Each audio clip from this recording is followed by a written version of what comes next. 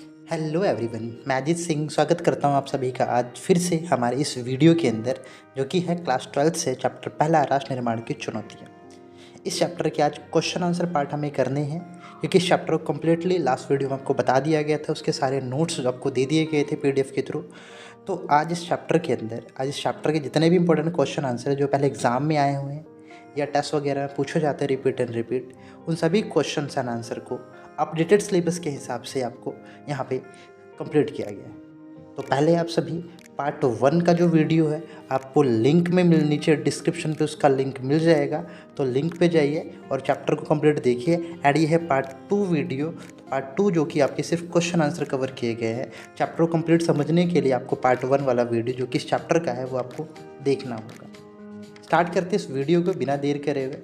तो हमारे जो क्वेश्चन आंसर सीरीज़ में क्वेश्चन दिए गए हैं, उसमें पहला क्वेश्चन है जो पहले कई बार एग्जाम में पूछा गया है कि जो देश के पहले प्रधानमंत्री थे जवाहरलाल नेहरू जी ने संविधान सभा को संबोधित करते हुए कौन सा भाषण दिया था आज़ादी के समय। तो ये क्वेश्चन कई बार एग्जाम में पूछा गया। इसका आंसर है ट्रस्ट विद डेस्टिनी, हिंदी में कहते हैं भाग्यवधु से चिर प्रतीक्षित भेंट। ये उस भाषण का नाम है जो जवाहरलाल नेहरू ने संविधान सभा को संबोधित करते हुए दिया था। क्वेश्चन नंबर 2, आज़ादी के तुरंत बाद भारत के सामने कौन सी मुख्य चुनौतियां थी। तो पहली जो चुनौती थी देश को एकता के सूत्र में बांधना। दूसरी जो चुनौती हमने इस चैप्टर में पढ़ी थी लोकतंत्र की स्थापना करना, और तीसरी थी समानता के आधार पर लोगों का विकास करना। तो ये था हमारा दूसरा क्वेश्चन। तीसरे क्वेश्चन जो पहले कई बार पूछा गया है, द्विराष्ट्र सिद्धांत की मांग करने वाले नेता का नाम बताइए। तो वो नेता थे मोहम्मद अली जिन्ना, जो कि बिलोंग करते थे किससे, मुस्लिम लीग से। मुस्लिम लीग एक पार्टी थी जो मुस्लिमों के अधिकार की बात करती थी। चलते अगले क्वेश्चन की तरफ। विभाजन के समय भारत के किन राज्यों में से पाकिस्तान को हिस्सा दिया गया, मतलब वो कौन कौन से स्टेट थे जिसमें से पाकिस्तान को हिस्सा मिला। तो पंजाब और आपका बंगाल वही हिस्से हैं जो कि पाकिस्तान को दिए गए थे। पंजाब में से हिस्सा और बंगाल में से हिस्सा दिया गया था। चलते हैं अगले क्वेश्चन। सीमांत गांधी के नाम से प्रसिद्ध और सिद्धांत द्विराष्ट्र सिद्धांत, यहाँ पे क्या होना चाहिए, द्विराष्ट्र सिद्धांत के खिलाफ कौन से नेता थे। तो पश्चिम उत्तर प्रांत में रहने वाले खान अब्दुल गफ्फार, जिन्हें कि सीमांत गांधी के नाम से भी जाना जाता था, वो द्विराष्ट्र सिद्धांत के एकदम खिलाफ नेता थे। मतलब इसका आंसर क्या होगा, खान अब्दुल गफ्फार। वो ऐसे व्यक्ति थे जो द्विराष्ट्र सिद्धांत के, मतलब वो नहीं चाहते थे कि हिंदुस्तान और पाकिस्तान का बंटवारा। अगला क्वेश्चन है, निज़ाम किस देसी रियासत का शासक था। जिन्होंने चैप्टर देखा होगा तो कम्प्लीटली उनको पता होगा कि हैदराबाद रियासत के शासक का नाम निज़ाम था। ओके। राज्य पुनर्गठन आयोग की स्थापना कब हुई, 1953 में। राज्य पुनर्गठन अधिनियम कब बनाया गया। इस आयोग ने क्या किया था, अधिनियम बनाया था 1956 में। इसने 1955 में रिपोर्ट बनाई थी। 1955 की रिपोर्ट के हिसाब से एक अधिनियम बनाया था 1956 में, जिसमें राज्यों के पुनर्गठन की बात की गई थी। थोड़ी सी जानकारी के लिए बता दूं, उस समय हमारे पास 14 राज्य और 6 केंद्र शासित प्रदेश थे। अब इसको हम इंग्लिश में HSSRC कहते हैं, स्टेट रीऑर्गेनाइजेशन कमीशन, मतलब राज्य पुनर्गठन आयोग। इसके बारे में हमें एक क्वेश्चन और मिलेगा जो एग्जाम में पहले पूछा गया है इस रिलेटेड, तो वहाँ पे हम थोड़ा सा और स्टडी करेंगे इसको। अब हम अगले क्वेश्चन पे चलते हैं। हमारा अगला क्वेश्चन है, राज्य पुनर्गठन आयोग की रिपोर्ट कब आई और इसकी मुख्य बातें क्या। राज्य पुनर्गठन आयोग की रिपोर्ट मैंने बताया 1955 में आई थी, और इसके आधार पर संसद में राज्य की पुनर्गठन अधिनियम 1956 को पारित किया गया। अब इसमें क्या था, 14 राज्य और 6 संघ शासित, मतलब केंद्र शासित प्रदेश थे। ये चीज़ क्लियर होगी। अगला क्वेश्चन है जो 10वां हमारा, हैदराबाद का विलय भारत में कब हुआ। तो सितंबर 1948 में, जब निज़ाम ने आत्मसमर्पण कर दिया था भारत सरकार के आगे, हैदराबाद का विलय भारत में हो गया था। मणिपुर के शासक का नाम क्या था। मणिपुर के शासक का नाम था बोध चंद्र सिंह। 12वां प्रश्न, भारत के किस राज्य में सर्वप्रथम सार्वभौमिक व मताधिकार के आधार पर चुनाव कराए गए। तो वो राज्य है मणिपुर, जो कि 1948 में ये चुनाव हुए थे। भारत का पहला राज्य जहाँ पर चुनाव इस तरीके से कराए गए थे, सार्वभौमिक व मताधिकार के आधार पर। अगले प्रश्न की तरफ बढ़ते हुए हम लोग, जम्मू कश्मीर की रियासत के शासक कौन थे। जम्मू कश्मीर जो रियासत थी उसके शासक को हरि सिंह कहा जाता था। अगला क्वेश्चन जो एग्जाम में पहले पूछा गया है, रज़ाकार कौन है। तो रज़ाकार जो हैदराबाद के निज़ाम था, जो कि वहाँ का शासक था, उसके अर्धसैनिक बल का नाम जो था वो रज़ाकार था। अब गांधी जी की हत्या कब हुई, पूछा गया क्वेश्चन, 30 जनवरी 1948। इससे जुड़ा एक वाक्य है कि जब गांधी जी की हत्या कर दी जाती है उसके बाद जो हिंदुस्तान और पाकिस्तान के बंटवारे को लेकर के जो दंगे चल रहे थे, जो सांप्रदायिक हिंसा चल रही थी, वो गांधी जी की मृत्यु के बाद वो शांत हो जाती। अगला क्वेश्चन भी गांधी जी से जुड़ा हुआ है। गांधी जी की हत्या किसने और क्यों की? नाथुराम विनायक गोडसे नामक एक व्यक्ति थे, इन्हें सांप्रदायिक उन्माद के चलते गांधी जी की हत्या की थी।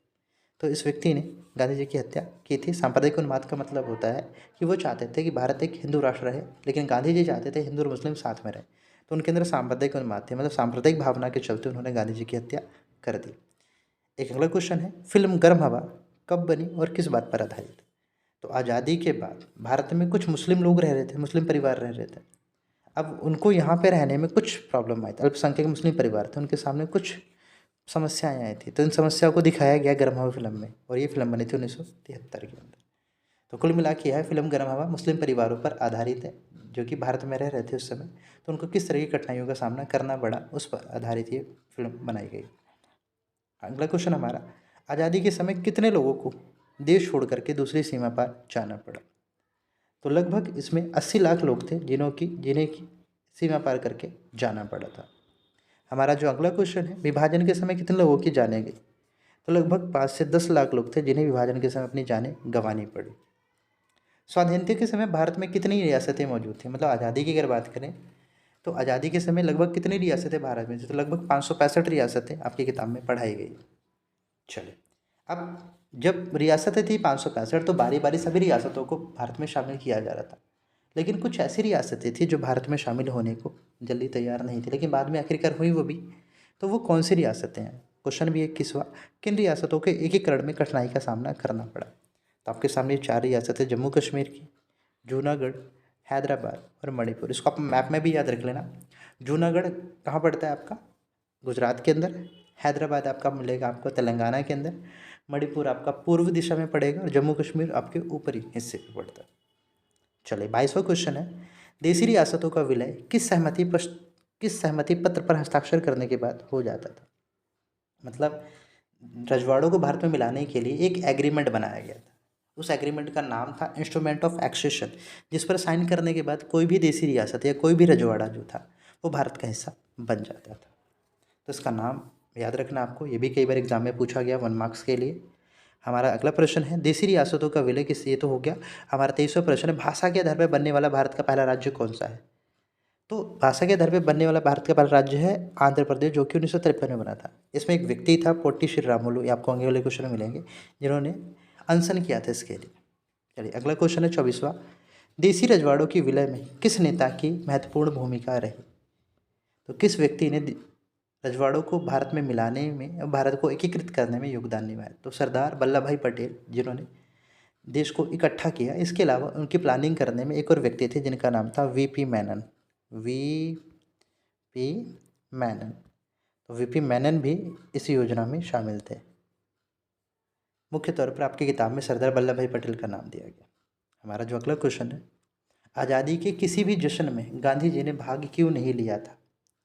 क्या वजह थी कि गांधी जी ने भारतीय स्वाधीनता के किसी भी जश्न में भाग नहीं लिया था? तो गांधी जी की जो सोच थी वो कभी नहीं चाहते थे कि देश भाई बट जाए, क्योंकि एक तरफ देश तो आज़ाद हुआ था, वहीं दूसरी तरफ देश में विभाजन की वजह से सांप्रदायिक दंगे होने लगे थे, लोग धर्म के नाम पर लड़ रहे थे।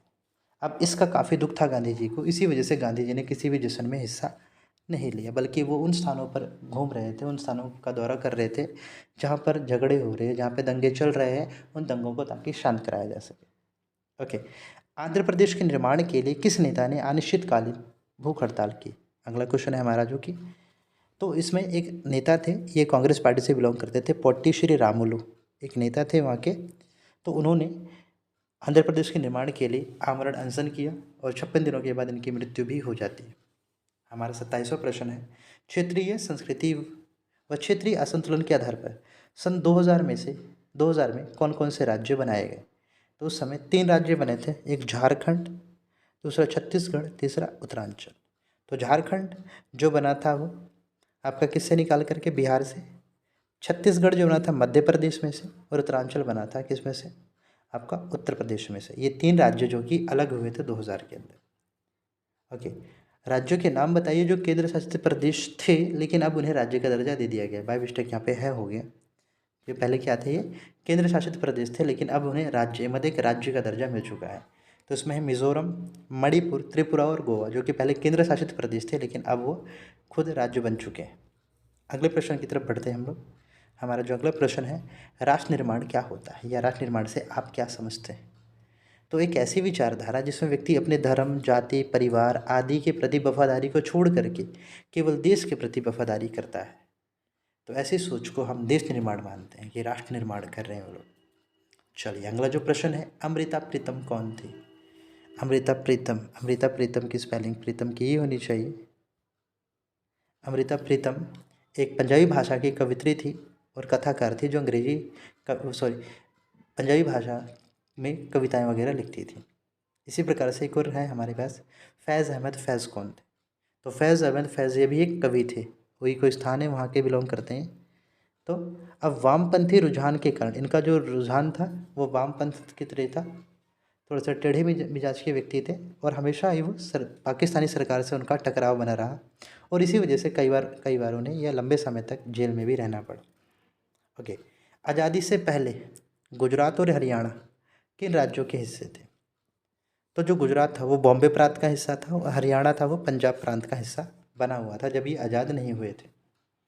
बात करें 33वें प्रश्न की, हमारा जो 33वां प्रश्न है, क्वेश्चन पूछा गया है कई बार, ये 4 नंबर और 6 नंबर के हिसाब से भी पूछा गया है आपके एग्ज़ाम में। तो इस क्वेश्चन को ढंग से पढ़ें आप कि 1947 के विभाजन में क्या परिणाम देखने को मिले।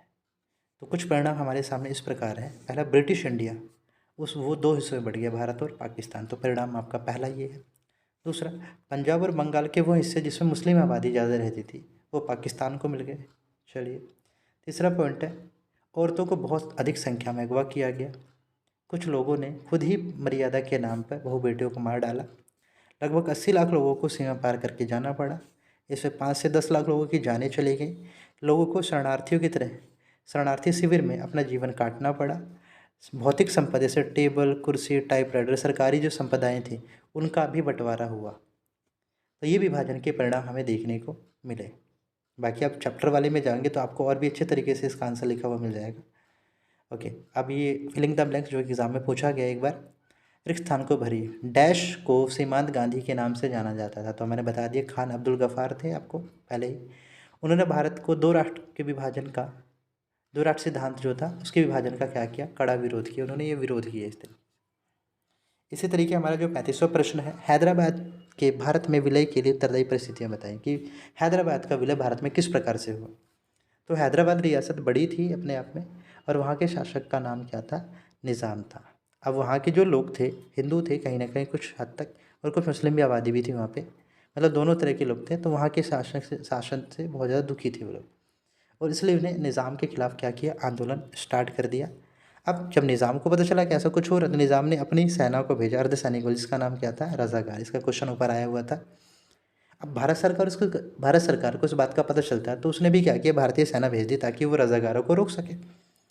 लेकिन रज़ाकार जो थे वो सांप्रदायिक अत्याचारी थे, मतलब वो धर्म के आधार पर लोगों को ढूंढ ढूंढ के मारते थे। मतलब मुस्लिम लोगों को वो लोग नहीं मारते थे और हिंदुओं को पकड़ पकड़ के मारते थे।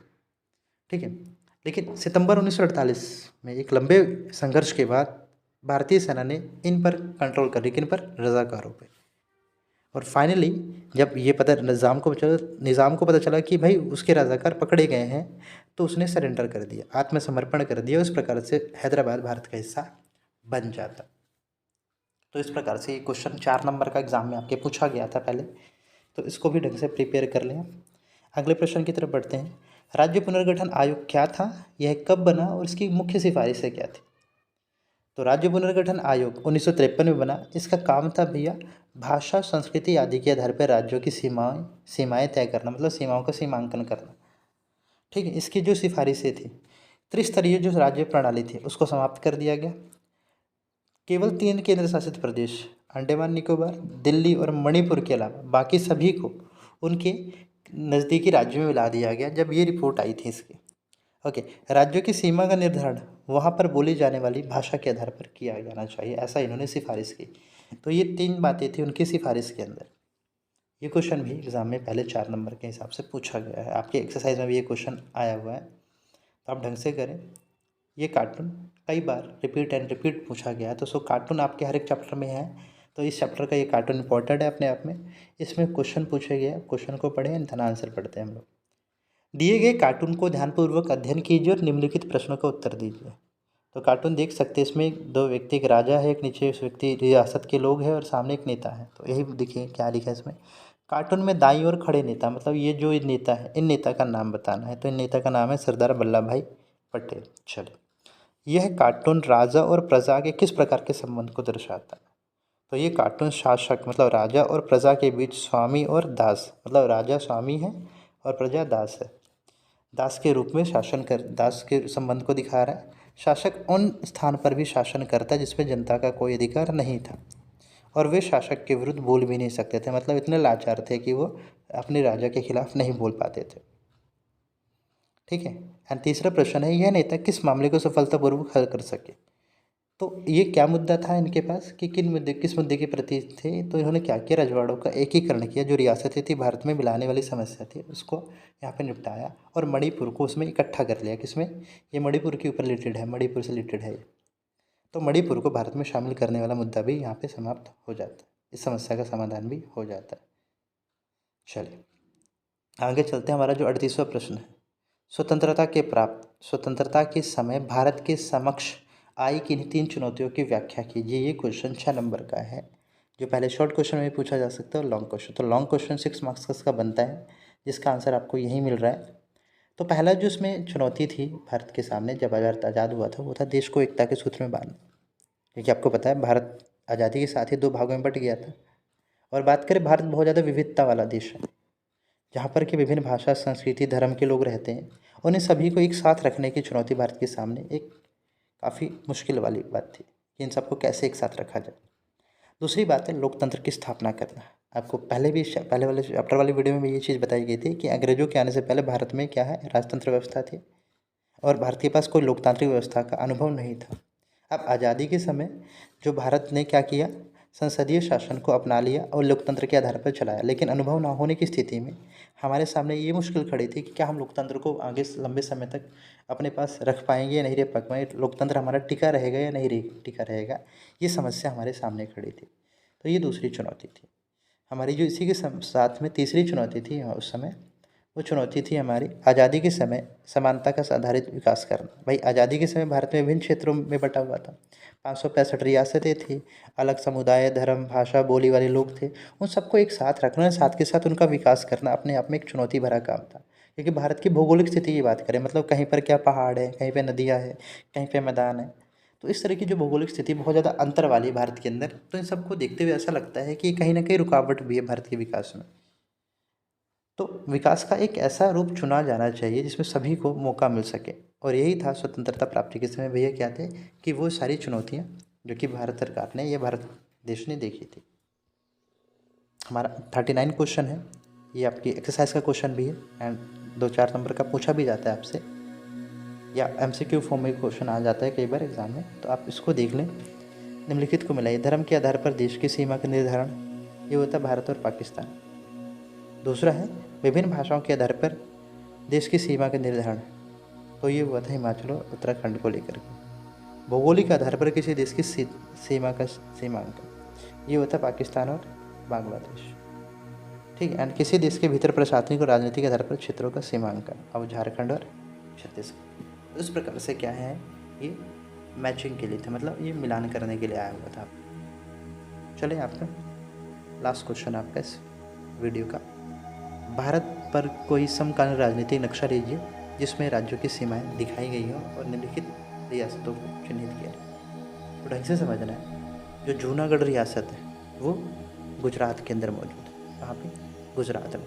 दूसरा मणिपुर बताया था कि पूर्व दिशा में है, तो ये वाला राज्य जो कि मणिपुर है। ठीक है। मैसूर जो है वो कहाँ पे है? अब आज के समय में जो ये आपका ये स्टेट है, कौन सा वाला? मैसूर कर्नाटक है जो हमारा, ये उसमें प्रेजेंट है। एंड ग्वालियर जो है वो मध्य प्रदेश के ऊपरी वाले हिस्से में मौजूद है। तो ये 4 रियासतें आपके अभ्यास में भी है, आपके क्वेश्चन पेपर में भी आते हैं कि मैप भरने के लिए। एंड इसके अलावा जम्मू कश्मीर रियासत यहाँ पर है हैदराबाद आपका इस वाले इलाके में, यहाँ पे तेलंगाना नामक स्टेट है, यहाँ पर आपका आता है। ठीक है, तो इस तरीके से आप चीज़ें का मेंशन कर सकते हैं। तो ये है आपका क्या है, कंप्लीट चैप्टर के क्वेश्चन आंसर जो भी इंपॉर्टेंट लगे। फिर भी अगर आपको लगता है कोई क्वेश्चन आपको है, आपसे आपका डाउट रह गया है, कुछ जो आपको समझ नहीं आया, तो आप मुझे कमेंट करें, और वीडियो अच्छा लगा हो तो ज़्यादा से ज़्यादा दोस्तों के बीच शेयर करें। Thanks for watching.